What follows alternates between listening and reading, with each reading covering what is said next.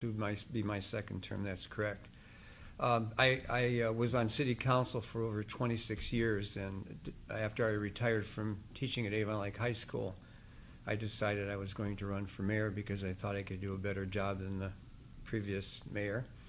And I have proven it to be a real challenge and very satisfying, but also the fact that we have accomplished a number of things. First of all, getting through the financial downturn which hit the country and certainly caused the city's finances to be set ajar, if you will, not only with the downturn in the economy, but also the loss of local government funds, which I'm sure every time you interview a mayor, it's there. That's a theme. And the other thing is the severance, the estate tax, which is something we had counted on. In fact, when we redid our land use plan, we decided we wanted to be more welcoming to a more diverse group, and one thing we decided was to change our code and allow for senior citizen housing.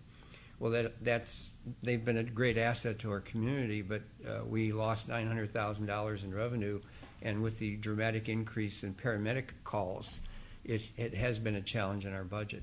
But there are a lot of issues that I'm very proud of. Our budget is smaller than it was in 2011, and we've been able to accomplish that in part by reducing the city workforce by 6 people, all by attrition. When we had a department head retire, we combined our service department and engineering department. That action alone saved us, the first year it was about $66,000 a year. So we have done a number of things like that, and at the same time we've maintained city services.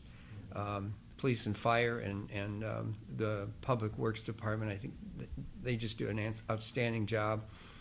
We were also given an award of recognition from the state auditor, which we will be receiving in 2 weeks at a city council meeting for the quality of our audit and the responsibility that our finance department has shown over the years. So I'm hoping to continue that, and we certainly want to work on economic development, and certainly a big issue, of course, is the opiate addiction issue, which I have been participating in terms of trying to educate the public. So I would like to have another 4 years to complete some of those projects.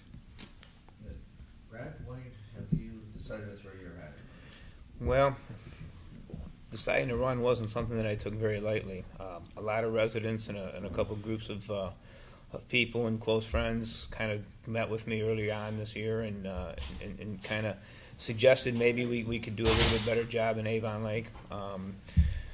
Certainly, economic development is an issue that needs to be to the forefront. I mean, there's a wave of growth surrounding us all around, and we need to act in a relatively swift manner to get on that growth wave before it gets passed by. We don't have the proximity of the highway that some of our neighbors have, so it's going to be a bit of a challenge. I think the first line liaison person for economic growth should be the administration, and that has been just a little bit lackluster. I think there were some things we heard 4 years ago that there's going to be an economic plan coming out right away, and to date there hasn't been one, and that led to some frustration in council. I think that they needed to go out and develop a position to create an economic developer. So economic development is a number one thing. Some of our resources within the city could be managed a little bit better. We do an excellent job. I'm not sure I necessarily agree with the combination of the new public utilities department. We no longer have an in-house engineer, so we spend hundreds of thousands of dollars a year on private engineering, where we could have had an engineer that would have lessened that burden a little bit. And that department head seems to have a lot of work to do because we've combined two things. Years ago, we used to have a service director and an engineer, and now we have neither. And it seems to be burdening that department. The employees within the service department, the public works department, do an excellent job. They get it done. They get it done very, very efficiently. But I think down the road, it's going to come back where we're going to have to add assistants.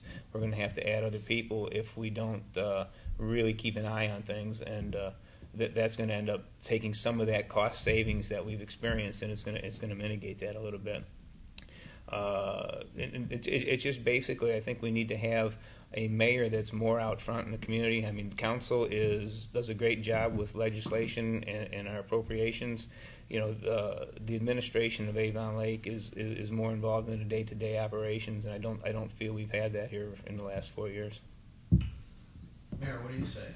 Well, in terms of being out front and being in the community, I initiated or reinitiated something that we did a number of years ago, having annual ward meetings.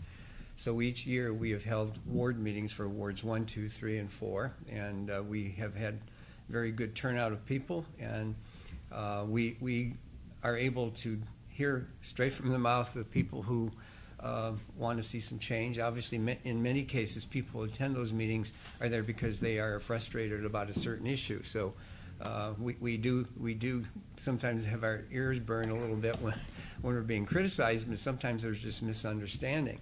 But we have had a wonderful line of communications. When I'm in my office, I answer the telephone. I think Mr. San Giacomo would attest to that. And people are sometimes just surprised and dumbfounded that I'm answering my own phone. Well, I find that to be very, very helpful and valuable. I make every effort to return every phone call. Sometimes when numbers aren't left and names aren't given, it's a little difficult to do that, but I make every effort to respond to people and follow up. With regard to engineering, we do have Bramall Engineering, and we have an engineer on our staff named Joe Wrights. Well, Joe graduated from Cleveland State School of Engineering 2.5 years ago. And in order to be the city engineer, one has to have 5 years experience as an engineer. Joe's been with the city for 23 years, and for all practical purposes, does virtually everything in the engineering field, and then Bramhall Engineering will involve themselves and check that, and we are far below hundreds of thousands of dollars in spending for engineering department. It is much less than that. So he's an outstanding employee. He does manage 2 departments, and one thing we had in his department, we had the very unfortunate death of one of the employees, and going through the civil service process and rewriting the job description, it's over 11 months before we've been able to fill that position, and that has been a real challenge to us. One of our problems is we have such a lean staff. Sometimes when unusual circumstances come up, it's difficult to cover those issues. But I'm very proud of the fact that we are very efficient with our finances and with our personnel. We have an incredibly competent people who work for the city of Avon Lake, including the finance department. Brad's wife does work there, and she does a great job. And we're lucky to have her. And Cleveland Magazine has rated us as one of the top communities 2 years in a row. We are number 4 in terms of safety. And that takes work and effort. Our police department has initiated a Coffee with a Cop program, and they have met with various groups, particularly seniors who are being, as you know, they are victims of all kinds of scams and schemes on telephone and going door to door. We have stepped up that as well. So we're very pleased with how we have had communication with the residents. Brad had mentioned the need for a strategic plan, and that there, it sounds from what Brad said, there's been a commitment to develop a strategic plan. And according to Brad, that has not materialized. What we have done in the last 3.5 years, we have established a number of things. The first thing we did is establish the Jobs Growth Incentive Program, which is modeled after the state income tax credit when there is economic development. We have initiated that. We've awarded rebates to businesses that improve their income tax payments to the city, and how it works is they get back 1/4 of that increase. So the city gains by the increase in economic activity with that plant, whether it's additional employees or overtime, and all businesses are potentially eligible for that benefit, including from Ford down to the local hairdressing salon or barbershop or flower shop.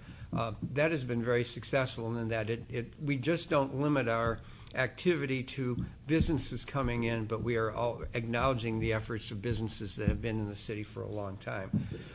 Ford has realized out of the 3 years they got 2 checks that were quite substantial. The first was $73,000, and last year I think it was $28,000.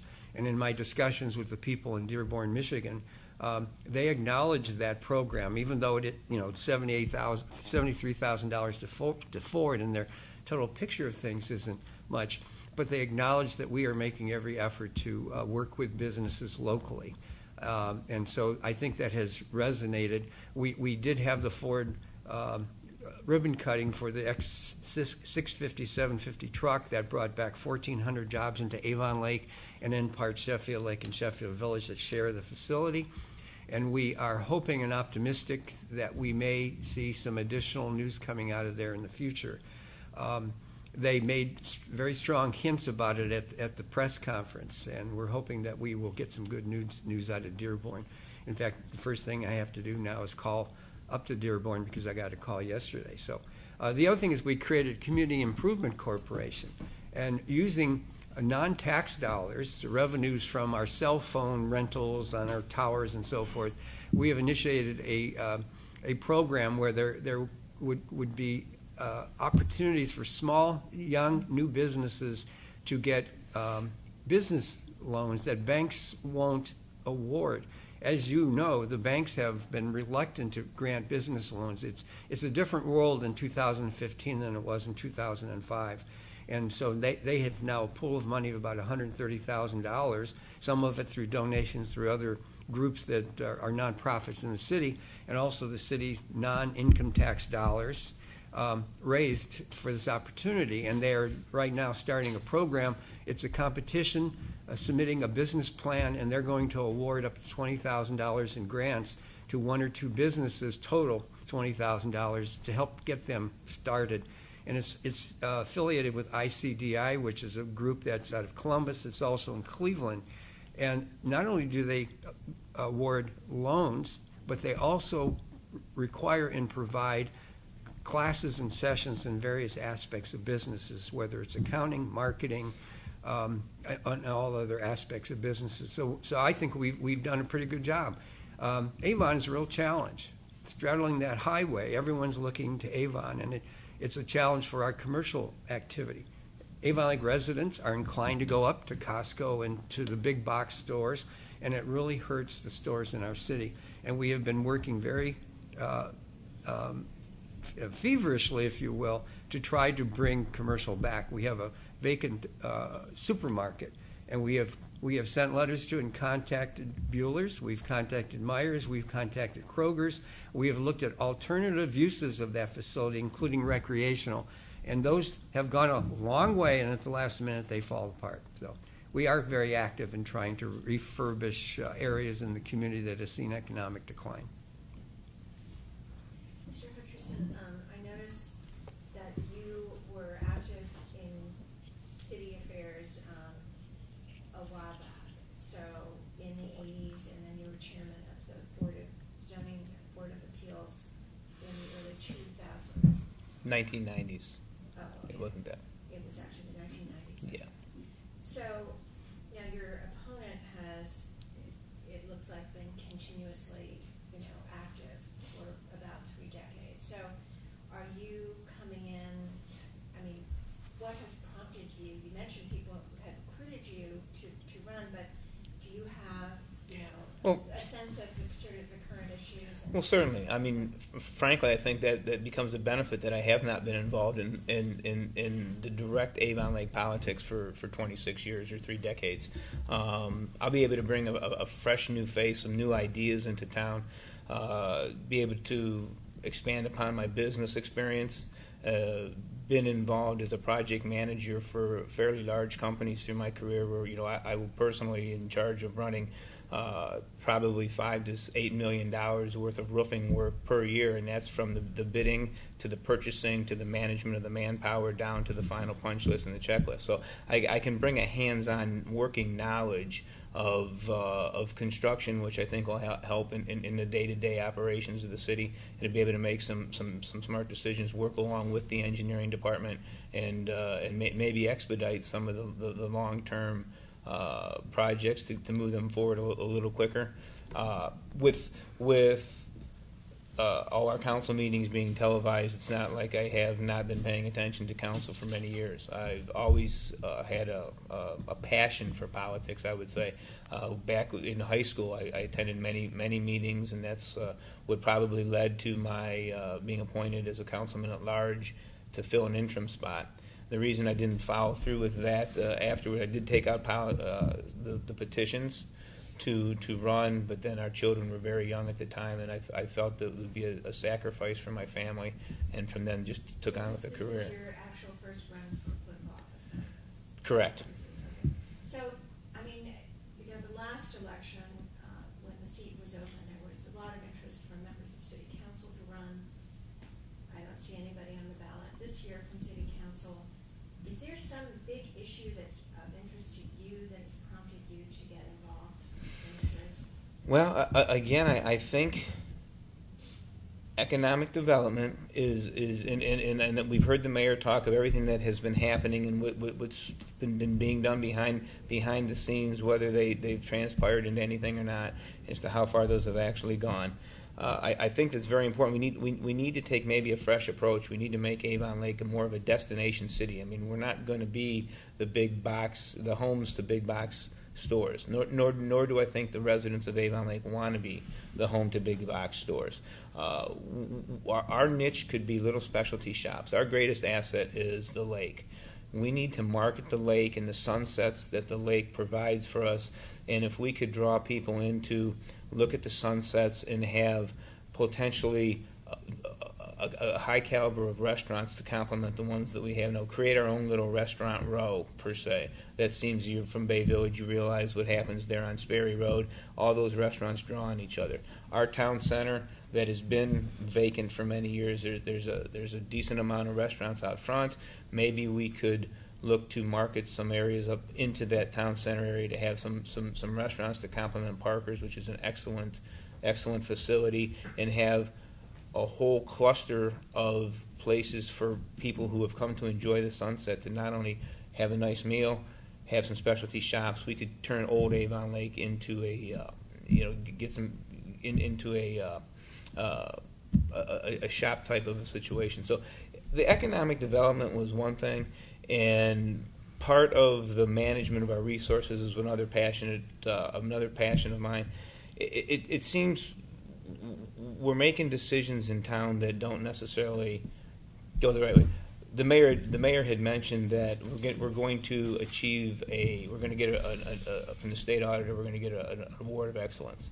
Well, the finance director that got us that award is no longer there, and for whatever reason, I think she did an excellent job, but we changed it to a finance director that still does a great job, but has a couple different positions and wears a lot of hats too. We seem to have a lot of multitasking going on. I think we could do a better job with our human resources. Although the multitasking the mayor mentioned is because the city tries to run a lean operation, and that probably taxpayers appreciate that. Well, that's correct in the public utilities department. And our finance director gets his job done, and I'm certainly not picking on him, but he does have a part-time position within another city. So I mean that could potentially be a problem. I think I don't know that would change anything if I were mayor, but that was a concern as to why we let an excellent employee go to get somebody who gives us less time than the past finance director. And there's a lot of little things that just drove me to need to be involved. The mayor had mentioned the challenge of Avon. What would you do to address that?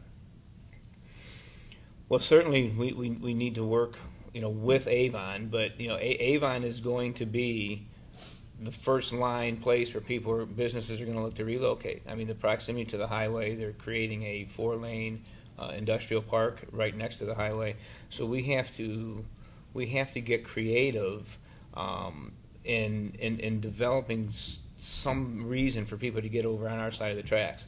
I would suggest that we look into privatized firms, professional marketing type company that we could, instead of hiring somebody in-house, that we could use on a contractual basis and have them work with our council and develop a plan to lure business in. I think we're going to have to look at some additional tax credits. We have a nice industrial parkway that the ribbon cutting was 16 years ago, and ideally we should have been more aggressive at that time to get businesses in, some light industry in, before the big boom in Avon. Now the challenge is there, but it's a challenge that I think that we can do, and I'm up for it.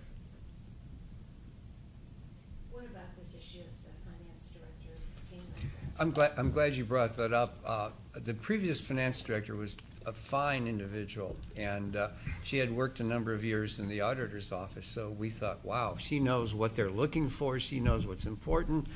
As I was council president for 14 years, I did work with Nancy in that regard, but in the first month I became mayor, it was in January 2012, the state auditor Yost visited the area, and he stopped in to see me, and he pulled me aside and says, we've got some issues that you have not taken care of, and I was just blown away. And we were remiss in filing a number of documents in a timely manner, and we found out that we were on the verge of getting into deep trouble with the state auditor. So we worked with her, and over the time we found that there was not success in getting things done in a timely manner. And one real challenge for me is the issue of personnel, and I have faced up to the realities that sometimes you have to tell people who you like and who are nice people that they are not meeting the standard. We were fortunate enough to lure away Steve Presley. Steve was in Bay Village for 17 years as finance director, and then he went to Pepper Pike, and the long commute in the winters caused him to look back to the west side, and we were able to get him. When the discussion came up about hiring Steve Presley, Mayor Sullivan said he's the best finance director in Northern Ohio, and I would attest to that. And it's because of Steve's filing of the audit, not of what the previous finance director did, is why we're getting the award coming up. So he came on in May of last year. So it was filing the reports for the previous year, and again, he has really put things in shape. He does have a part-time job in Olmsted Falls, and we constantly have discussions there, making sure that he has a full-time responsibility here in Avon Lake and a part-time responsibility in another community. I also had to make other personnel decisions, which were very difficult. But we are a better staff now. We have better employees working for the city much more efficiently than what we had when I took office, and also a year after I took office, realizing that changes had to be made. And those are tough decisions, but they're important decisions to make, and I feel very comfortable with them. So what happened to Nancy? Was she fired? Or? Nancy resigned, and we do not know where she is. But I have a great deal of regard for her. We tried to keep track of where she was and so forth, and a friend of hers where she stayed, he actually lived on the east side somewhere out in Newberry Township or whatever. So she had a room at a house. That landlady died, and we thought we would see her at the funeral. There was just no contact. We think she moved to California. But we respect her, and we know that was a very difficult thing. Anytime someone's in a job and finds out that their services are no longer up to the standard, that's a difficult thing to do. So I know it was a very difficult thing for her. But the important thing is the residents of Avon Lake are being better served by the tough decisions that had to be made. Yesterday afternoon, we interviewed the candidates for Seven Hills Mm-hmm. there, and I was interested to learn that deer are a major issue Mm. out there. The current mayor, sometimes has more deer in his backyard than his mother sees down in I think Marietta or something. Oh, certainly. More Right. rural. So they're looking at a regional deer culling Correct. plan. Avon Lake has sort of been on the cutting edge of this, and Yes. I wonder how that program is going, how residents are reacting to it at this point. If you could talk about that. It's been a slow, tedious process because we tried to get a sense of support from the community when there was an announcement that we were going to attempt to somehow reduce the number of deer. We had a council chamber packed of people who were very much opposed to doing anything. From the point of we would become a sort of like India where cattle roam through the city, and we almost are at that point now in some neighborhoods. It's just amazing. But and then we had people who want the deer gone. And what's amazing is the garden club, which is a number of very distinguished, genteel women. They want those deer dealt with as well. But the problem is we're pretty much built up, and we're a suburban community. How do you do that and do it safely? One thing that moved public opinion was we've had 3 incidents where deer have jumped through windows and thrashed around. If you can imagine in your family room a deer thrashing around, and fortunately no one was injured in these incidents. How many were There are 3 times that happened, and then jumped out a window, and of course it's traumatic for the deer. There's blood. It looked like a crime scene. I have a disc of unbelievable stuff. It's like NCI. So people realize that doing nothing is also a danger. We had another woman letting her dog out on early Saturday morning, and she heard this commotion. She went outside. What she didn't realize that there was a fawn in the yard, and the mother was defending her baby, and the deer raised up and slapped at the lady and cut below her eye. So that was another incident. So we did have public opinion shift.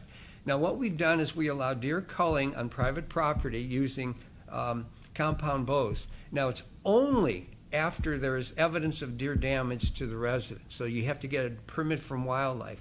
You take that permit to the police department. Police department comes out and inspects to see whether it can be done safely. Obviously, if you're very tightly squeezed into bungalows with 40 or 60 or 80-foot lots, that may not work. But if you have a larger parcel and it backs up to a wooded area, it's possible that that can happen. So that was one phase. The other thing we started late winter, it was actually late February, early March, we had a culling program using sharpshooters at a city park in an isolated area, and also behind our service garage, which is right at 83 in the railroad tracks, and where the old city dump is. We were able to take out 19 deer, and we found that there were 17 fetuses in that culling, if you will, or taking, so it had a benefit. One thing that other communities don't have is a community to the south clearing property which moves the deer north. So not only do we have the natural proliferation, we are getting the migrants from Avon. So we have a plan now, and there's a 10-year plan which will be adopted by council shortly. It came to the environmental committee last month, and it is a 10-year plan for deer reduction. We also got permission from the city of Bay Village, which jointly owns the Walker Road Park, to do deer culling on that 60-acre parcel. That's going to provide benefit not only for residents in eastern part of Avon Lake, but also western Bay. So it's a safety issue. We had 109 deer picked up along the side of the road last year. 109. Year before it was just within Avon Lake. We had 87 the year before. We had 42 the year before. So these statistics indicate that we have a serious problem. I'm proud to say that Jeff Westerfield from Wildlife in this Northeast Ohio region uses the Avon Lake Ordinance as a model. And in terms of the deer culling and the 10-year program and so forth, now we have a community from Michigan inquiring about what we're doing. So even though it's been a long road, and we have finally decided that we have to have various strategies in order to control the deer population. We're not going to eliminate all of them, nor do we want to, or could we, but we have to keep that under control. If you look at our little metro parks, the grazing line is obvious that woods will eventually die if nothing is done to control the deer population. Mr. Hutcherson, what's your view on this? Oh, we certainly have a problem. And council has done, and again, everything the mayor has outlined has all been council and committee work there. I mean, everything they've done, and it has been going very well. I was grateful to see that we're getting out of committee a little sooner this year so we can get a jump on it. Last year was kind of the pilot program for our culling, so I think we got a little bit late start. Mr. Westerfield was very excited to see us get started earlier, so we'll be on board sooner. So hopefully that will lead to more deer being culled this season. And there has been a change in the shift of the populace. More and more people need to, or at least have recognized the need to get rid of some of the deer, because it's not fair to the deer. It's not fair to the people who are trying to cultivate nice yards and have nice stuff around. So the culling program I support 100%. the environmental committee has looked into other avenues. Sterilization is awfully expensive, so I don't know that that's viable. But these are the tough decisions that have to be made. There's certainly a handful of people that would rather feed the deer and think that they're beautiful to have, but these are the tough decisions that have to be made. The deer have to go away. And again, I applaud council for moving forward and being on top, and the ordinances that they wrote that are cutting-edge ordinances that other cities are looking for. Council has done a very good job with that. I have no problem with council and the deer management program. Another issue is stormwater, water issues for a lakefront community, and Walker Road Park built in part for water retention purposes. I can't actually remember whether this was avon-like or Avon that was talking about maybe using some of their municipal authority to take control of some land in order to, was that avon-like? There actually is a retention basin that's been in place for quite a while, and I believe there's a joint study now that the Avon is paying and we're paying half, and we're going to look into what it's going to take to help share the use and get some of the stormwater into that retention basin. That's the CalDIP project, and we're moving forward with that, and I certainly. Wasn't there a developer who had control of some land? And There was Avon. That's an Avon. Yeah, that's an Avon. But you're right. So I mean, it's going to take working together with the administration of Avon, and actually as far as into North Ridgeville, because a lot of the North Ridgeville water comes into the Avon area that subsequently comes to us and goes the other direction. So stormwater is a concern. We certainly had some big flooding in June, but everybody seems to be on board, and I think the relationship that we can keep with Avon will move us all forward in the right direction. You have a good relationship with Avon? Yeah. We are trying to maintain a relationship with Avon. It has not been all good, and part of it was stormwater. One thing that Avon was doing is they were diverting water from the Schwartz Creek to another watershed, sending water north through the Hyder Ditch into Avon Lake. Well, we have planned our community, and we have designed retention ponds and everything to accommodate the normal flow. They were going to be adding water to that stormwater. And so we had some very tense moments with the city of Avon, and what was frustrating is they got a $350,000 grant from the county to put this pipe in to send the water north. And because of this conflict, we've had a dust up with the Lear Krebs Road traffic light by the railroad tracks, and Elizabeth knows this area, I'm sure. But we were having traffic issues. Many people from Bay Village are using, obviously, the new interchange. So there's a traffic issue, and making left-hand turns is difficult. We got approval from the Planning Commission, but Avon won't let us put in the third lane in Avon Lake because you just can't put a lane in on the north side. You have to taper it down for safety reasons, 275 feet. Avon has not been cooperating because we aren't, quote, cooperating with them bringing the stormwater through Avon Lake. But as Brad said, we now have an understanding where we're filing and we're working together with Avon, applying for a grant from the state, and it's going to be about an $800,000 project, which will allow us to take care of our stormwater issues and at the same time allow some more stormwater to go into a retention pond behind our service garage and then let it go through the Central Avon Lake Drainage Project. So we're trying to get beyond this. But Avon has a totally different situation because they have people waiting in line to get to see the mayor to locate in Avon. Obviously, because location. We don't have that situation. We are trying to maintain what we have, and we're trying to bring businesses in. So it's a natural dynamic here, and of course, we get their deer and so forth. So, yeah, deer and water are issues, and now we have dogs added to the mix. We had two pit bull issues, two issues of dogs being attacked, and the dogs in both cases happen to be pit bulls. So we have those issues. Now, those are important, but the major issues really long term are stormwater, which is our number one concern. And that is an ongoing issue, and certainly we want to establish and maintain economic growth and also the industrial base. Those are long-term objectives for us, and every day we deal with those. and of course city services, which I think I'm very proud of, and I think that one of the reasons why Cleveland Magazine rates us so highly is because of our outstanding city services, police, fire, and streets. And that brings us to a question from a commentator called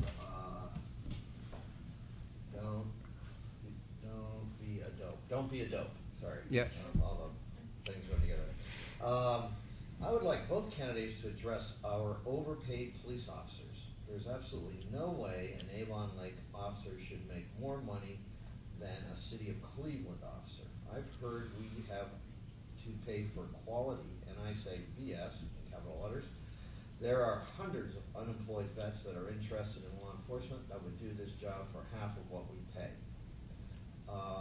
And there was a second question. Why do we need 2 assistant fire chiefs? I've been a resident over 20 years and never have heard one citizen tell me we need more fire protection. Anyway, so overpaid police officers. I think it's Brad's turn to go first. I'd be glad to go first, but we've been alternating who comments. I'm glad you can count. Okay. Although he gets more follow-up time, Right, but that's yeah, okay. that's okay. I would disagree. I mean, just because the city of Cleveland's police officers are tremendously underpaid doesn't mean that city of Avon Lake police officers are terribly overpaid. It's a thankless job, and it gets harder. Now, Avon Lake certainly doesn't have the crime rate, thank God, that Cleveland does, or the potential for danger. But our police department is run. It's probably one of the most efficient departments in the city. The police chief does an excellent job. He totally mans 24/7 shifts and virtually no overtime. They handle the protection of our city, I think, in the best possible way. Across the board, I can't behoove anybody for making a good living. I mean, you need, in today's day and age, you need to make a decent living. If veterans wanted to apply, I mean, we're constantly updating our police department. I mean, there is a civil service test. Get on the list and become a police officer. I just disagree that Avon Lake's police officers are overpaid. How much do they make? I would have to check on that. I mean, I would think it's got to be an average of $60,000 a year. What about the issue of 2 assistant fire chiefs? Now it's the mayor's time, because that's a question I had as well. Oh. Okay, I'd be glad to handle that. All right, then we'll flip it over to the mayor. Yeah, for years we had a structure and a hierarchy that was established in the late 40s, and we've carried that through. We had one chief, and we had 29 what do you call it? The braves, subordinates. Thank you. And that basically you have 20 or 29 people in a union. You've got one executive, and that structure just didn't lend itself to good planning and good management and dealing with the department. So what we did is we restructured the department. In the past, we had 2 lieutenants for each shift each day, and there are 3 battalions, if you will. So there were 6 lieutenants, and then there were other lieutenants doing fire safety and in another capacity. So what we did is we reorganized it, and in the future, the new lieutenants are going to realize less of a pay increase, and we establish a captaincy. So now we have 4 captains, 4 lieutenants, and 2 assistant chiefs. The dollar value of all that is virtually the same. There is no additional payout, but now we have a structure of 3 administrators to manage the department. We had a lieutenant who was the acting chief whenever the chief was out of the office or was on vacation. But now we have a person who is non-union, who is an administrative person making responsible decisions based on business decisions, not based on what might be best for a union or a group of people. So that is a structure which I think is going to be more healthy, and it's going to work. Again, you can check on this. The financial cost of this is not any more than what it was before. Firefighters, paramedics get much more overtime, and we have had a phenomenon where the braves have been making more than the chief, and that's a concern. Our firefighters are paid comparable to what they're paid in corresponding communities of Bay Village, Westlake, Avon Lake. Our chief is making about $15,000 or $16,000 less than the chief in Avon. But our rank and file, those numbers are right in line with the adjoining communities. Our average police officer makes about $70,000 a year, and that's with a little bit of overtime. They start in they're in the high 50s or whatever, I believe. And again, I have to check on that. I have a great deal of respect for safety forces. I know that the issues in Cleveland are very complex. For the most part, we have outstanding police officers in Cleveland, but they are dealing in a different dynamic, and there are people who are not totally committed to their job sometimes, and self-interest takes a front seat to being responsible and so forth. I think that our police officers are fairly paid. They do an outstanding job. For example, there was a rash of car thefts in Bay Village, Westlake, Rocky River recently. We had 4 thefts in one night. Within an hour, we recovered 3 of the cars, and that was through good police work. And in every case, people left their car unlocked and keys in the car. In one instance, 2 cars in one house. The car in the driveway did not have the keys in it, but it had the garage door opener. So the thieves got in the car, hit the garage door opener. The second car in the garage had 2 sets of keys, one for the one in the garage, one in the driveway. That is our biggest problem. You know, just like don't feed the deer, that's an issue. Please lock your car and don't leave the keys in. Our chief will sometimes joke that we have the nicest people in Avon Lake. They're so welcoming and friendly to all kinds of people, including thieves. These are constant issues. We spent a lot of money on a situation with regard to a resident in the skate park nearby, as Mike has known. We had 230 calls from that gentleman in 1 year. And so our police department, not only does it do all the things you expect a police department to do, but we also have to deal with these issues. Anyone who calls a complaint in, we are obligated to respond in a responsible manner. It doesn't matter if that person called once a year or calls once a day. We have to go out and visit and do the recordings and so forth. I'm very pleased with our police department. Chief Streeter does an outstanding job. Chief Herner does an outstanding job as well in the fire department. They're great people. The hidden thing you don't hear about is how many times they come up upon people with drug overdoses and have to deal with that. Now, we went through a period of 9 months where we had 5 deaths in Avon Lake from opiate addiction, opiate overdose, and that's why I stood out at a meeting or stood up at a meeting and said, we have a problem in Avon Lake. My colleagues or friends on council were appalled that I did that, thinking that was not the kind of publicity you want to attract. But we made a statement, and it is now in the open. We've had a number of seminars and forums dealing with the issue. Front page New York Times about 2 months ago had an article about people acknowledging and not hiding the fact that they've had drug addiction. One was a resident from Avon Lake in this front page New York Times article. The people put it in the obituary. Our son died of a drug overdose. And now people are accepting it not as something to be ashamed of and to hide and like the family's failed. It is a challenge, just like alcoholism. And we have 1 drug overdose so far this year, and we're not going to be, rest on our laurels. Oh, only one. One's too many. We don't know how much the introduction of Narcan, the drug that you take to neutralize it, we don't know how much that has helped in reducing the deaths in our community. But we have an ongoing effort to try and deal with this very serious social problem. And these overdoses, Mary, these were all people who live in Avon Lake? They weren't people from... There were 5 deaths in Avon Lake. I believe almost all of them were Avon Lake residents. Last year we had a death. It was an Elyria resident in the city. And it was not publicly acknowledged, but when you get 4 or 5 young people within a short period of time and you keep going to the funeral home and trying to figure out what's going on here, that's tough. And this was in a 9-month period in 2014? 2013, 14, yeah, overlapping. Is council, are you talking about building treatment centers? What we had, because we publicized it and got the public's attention, there's a private group called Licata, which had offices in downtown Elyria and Lorraine and so forth. They learned that there was a need in the suburban areas, and they would be more successful getting people to come to these drug treatment centers if they were in closer to where the problem is. So Licata now is located in Avon Lake, and a local developer was kind enough to make available office space and reconstruct and redesign the inside of the office for counseling rooms. We thought, what's the public going to say? We don't want a drug treatment facility in Avon Lake where they're going to attract drug addicts.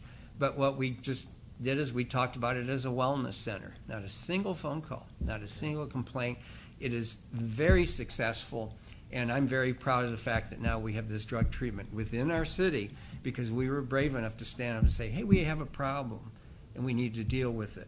And if we continue to hold our forums trying to educate the public on how to deal with this issue, I think we will be a better society.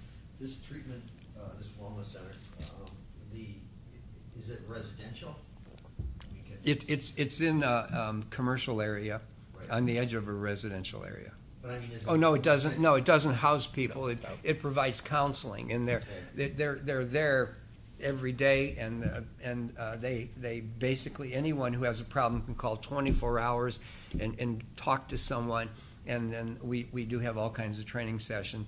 There's a Heroines Anonymous program that's there fairly regularly. There's obviously Alcoholics Anonymous, and the opiate addiction and so forth. They counsel people at all levels. Parents coming in with their kids, knowing the kid has a problem, first step. Okay. Do they have a connection with a residential treatment center? They have taken advantage of the limited beds available, and they know where the beds are, and they know where treatment can be. It's my understanding, particularly with females, there are far fewer opportunities for treatment centers, than there are for males, and the treatment is. Do you envision? I mean, aside from having these forums, which is a good first step, I mean, you do need these treatment facilities. I mean, yes. Addicts and they need to get well. Do you foresee Avon Lake building a treatment center? That has not come up, and the Licata and all the other agencies that deal with this have not suggested that would be the case. There are treatment centers in the general area, and the people who come to the Licata Center are given all the information on that. We have not gone to that level. That's never been suggested. Even though you recognize that there is a problem. Absolutely. Right. Brad, what are your thoughts on the opiate addiction problem? Well, I think education is the number one thing. Is continue with the forums and get the parents of the younger generation to recognize when the potential problem is, and take that stigma of, boy, I'm embarrassed my son or daughter has a problem. And society, thank God, as a whole, I believe, is coming around to that. I mean, we recognize we have mental health issues, we have opiate addiction issues, we have all kinds of things within a society. Certainly, I would welcome. I think there'd be a place in Avon Lake for a residential treatment center. I don't think the residents would be opposed to that, because everybody can appreciate the fact that you need to have help. Now, obviously, that would be a private partner. It'd be a private partnership that we would work with. But if somebody came to approach the city and say we would like to build a wellness center, an in-house wellness center, I would support that certainly. Talking about safety services, just to roll back to an earlier part of the conversation. At one point, Avon Lake was part of a discussion with some of the West Shore communities about sharing dispatch, maybe even emerging fire, at some point. Larger equipment. And pulled out of those discussions. Is sort of regionalizing your fire dispatch off the table, or what's the state of that discussion? No, I mean that would obviously be something I wouldn't be privy to, not being in the administration. So, I mean, how would you feel about doing that? Again, that was something that I thought would make sense at the time. As for the obvious the reasons why we've taken a step back, the mayor would have to answer that. But. I was involved in those discussions when I was council president. I attended a number of them. And we do have a very positive and strong relationship with Bay Village and Westlake, and mutual aid is just fantastic. Whenever there's been a problem in any city, the other responds. There's some serious problems with regard even to the communication systems. Cleveland and Cuyahoga County got some grant from Motorola or whatever to change their whole communication system. And we opted not to go there because the annual fee is really quite exorbitant. It's just you pay a little bit down to get the cell phone, and all of a sudden you have a big monthly fee. So we don't have actually good communications using our radios with some surrounding communities. That's a serious problem. There's merit into not duplicating equipment. And it was always suggested to me, every city like Bay Village and Avon Lake don't need a ladder truck. Well, actually, they do. In the old days when houses were built, firefighters could get on the roofs and could fight the fire from the roof. With modern construction after about 1950, you don't dare do that because they are built so differently, and the materials are so hot, and the supports and so forth. Brad knows a lot about roofs, so he probably could chime in on this. You have to do it from a ladder truck. You cannot do it from the roof of the building that's on fire. I just saw a spread in, I can't remember what magazine it was.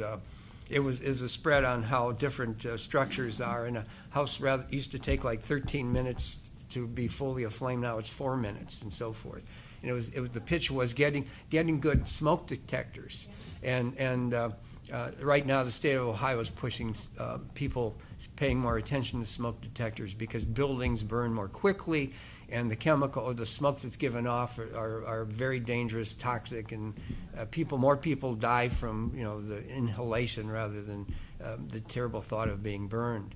But the sharing of equipment's important. We just joined the 911 for fire with the county. So we were actually paying a county property tax, and we weren't part of that. We are now part of that, and that's working pretty well. We had just in the police department, we have just consolidated and put in new software along with the equipment, which has us better linked now with the county. So we're doing a lot of county things. So we have, because the county's idea is that all police department, fire, and dispatch would share a single communication. Mm-hmm. So every city could talk to another city. Correct, and that's a serious problem. And it's almost like after 9/11 when we found out that the FBI's computers didn't communicate with other security agencies and so forth. We have somewhat of that in the area, and it's going to take a lot of money for everyone to go with the same system. Be that as it may, we have had, again, great support, and we provide great support to surrounding communities. But the communications issue is one that's of great concern. So we didn't go, I think is it WeShare is what it was, and that's what's located at St. John Medical Center. We are now with the county, and we're getting those benefits. They're also providing money, right? I mean, yes. They're providing money for you to upgrade your communication system. We have gotten money from various sources to help upgrade. I think the system now is New World for the police department. That just went operational on Tuesday. So that is a switch over to a new upgraded system that has better communications within the county. We keep moving in that direction. It's extremely expensive, and it's just much more tedious. We've been trying to move to a new accounting system. Brad's wife could tell you a lot about this. We've been trying for 5 years. And under the previous finance director, another deficiency was not moving on this. Well, even with our new person, it was a matter of getting the hardware in, and all the delays in that. And what we had inherited a system with all kinds of patchwork. And it was very complicated to get all that straightened out and put it into new hardware. And now we're about ready to implement the software. We hope to be online by January 1st, which means we have to get started now for training because we're going to have to do duplicate systems, the old system and the new, until the new thing works. And we have not taken part in the Secretary, Mr. Mandel's thing where open check. We don't have the software in order to comply with that. We would have to enter all that information. So we're opting to wait on that until we can get the software, or we can just automatically press a button and send all that information. So we're using an older system and it functions, but become more efficient and become more transparent, we need to move to that new technology. It's very frustrating to do that. I know every business has the same problem, and with government, it's compounded as you're trying to link into all other systems, not only in the county, the region, but with the state. So we're running short. I want to make sure. Mike, did you have any questions? Yeah, Mayor, what is the latest with the NRG company and their switch to stay with coal, as I understand it? That was quite a surprise to us, but in our negotiations with Energy, we kept on asking, why are you not getting rid of the coal pile? Oh, no, it's going to stay there. And we thought, well, maybe they were trying to avoid environmental cleanup costs because of arsenic in the coal and mercury and all that stuff. And so we got a call from an attorney in Columbus saying they heard that they were going to abandon their natural gas pipeline and they were going to close down the plant. So we called our contacts, and the guy said, well, in about 10 days, a very good announcement is going to take place. But that story was rumbling around. So the very next day, they announced that they're going to keep the plant open temporarily using coal, and they're going to put pollution control devices on in the west end of the building. Mike, if he goes there, you can see some construction stuff already getting ready to go there. And they're still going to do the pipeline. They have problems. They are caught in the nexus controversy, which is much bigger. Yeah, and people in Columbus get nervous when they hear about pipelines. So they had the NRG pipeline going from south of Grafton to Avon Lake tied up in all that nexus controversy, and that slowed down the permit for them to put the pipeline in. We do have property owners who are holding out, and of course they need the easement to accomplish this. One good thing about the pipeline going in eventually is we have a tract of land south of NRG owned by First Energy and goes all the way to, for the most part, all the way to Walker Road, which is where Poly 1 is. First Energy has sat with that land doing absolutely nothing, paying property taxes for 40 plus years. Now all of a sudden they're interested in an economic development component. So we are in contact with First Energy, and we're talking about ways to market that. It's an industrial area. It's about 100 and some acres. It stretches from Walker Road all the way to Lake Road. And it is an opportunity perhaps for us and for them to develop that and make it a productive thing, not only paying tax dollars but also utilizing electricity. And in the old days they used to advertise on TV, get the blender, get the toaster, whatever. But they never promoted developing this industrial property to have an industrial customer to continually use their product. So NRG they're going to temporarily clean up and stay with coal. Yes. But eventually they're going to put this gas line in? They have not abandoned the gas line, Mike. They're going to continue with that. And we always thought, what is their ulterior motive? Putting this gas line in for 18 miles, and they're only... Distribution. Wouldn't you think distribution? Well, they're only a peaker plant for electricity. So do they have some behind-the-scenes motives? Marketing property that has a very large gas supply, and I think First Energy's sort of identified with that too, thinking, hey, maybe this is an opportunity now, and that those parcels which have sat idle all these years might be marketable because of the availability not only of electricity but also natural gas. And one last question: how does this affect the tax situation? Because I know that they've good question. Less and less taxes every year. In terms of their public utility personal property tax, in 2009 they had a tax valuation of $63 million. It was actually higher previous years, and then it went down to 36 million, then 35 million, and went down to 16 million. Now it's $15 million. So the taxable amount for PUP has been dramatically reduced. Our friends in Columbus have deemed that reasonable. Well, they're going after even a bigger reduction, and they're saying, well, the coal-powered generator has no value because we're not going to be using it. And we asked them, well, why aren't you dismantling it? Because there's a lot of copper in there, whatever. Oh, we're just going to keep it. So now, with them announcing that the coal power plant is going to be reutilized, their petition for PUP they blew their own argument out of the water. We are going to get some stability. The schools would have lost another $1.5 million a year. If this had happened, we would have lost about $150,000 a year. So, we are concerned about the stability of Avon Lake City Schools. The public has a difficult time understanding, understandably so. They just got an $8+ million levy passed, and soon after that, they announced that the power plant was going to stay open. Well, schools on their books calculated they were going to get about $1.5 million with the plant even closed. But now with all the dynamics of PUP and also real estate taxes and so forth, they saw they were going to lose much more than that. And as you know, schools have to do a 5-year projection on numbers they have no idea what they're going to be. So, we were lied to. They weren't lied to. They had to come up with a proposal based on the information available. So we're working closely with the schools. We're working with NRG, even though we agree to disagree on tax issues. But we are in constant contact with them, and we're pleased because it retains 76 jobs, and it's going to be operated with cleaner coal. So we're moving towards a better, cleaner situation for our residents. Do you see the taxes going up again, the evaluation going up again now that they are sticking with coal? No, I don't see the taxes going up. I think the taxes not being reduced as much. Got it. That's a big distinction there. Yeah. Mike, you have anything? Did Brad get to talk about energy? You opted? No, that's fine. Okay. You're good?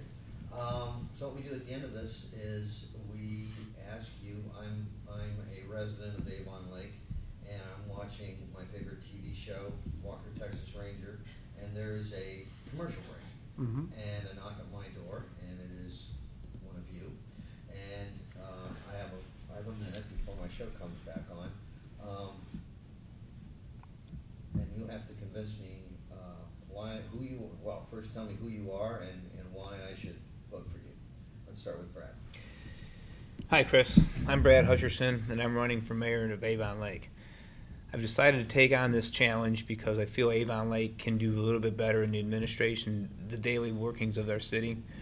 We can work with groups of local businesses and residents and landowners and develop a plan to market our city. We need to get more economic development in. We need to basically make sure that our resources are managed properly as far as our employees, our equipment, and to maintain the city services. I can bring a fresh new look into town. I have a lot of business experience. We need to make Avon Lake more of a business mindset. We need to operate the town like it's a for-profit business. That will help generate money and save money. I would appreciate your support.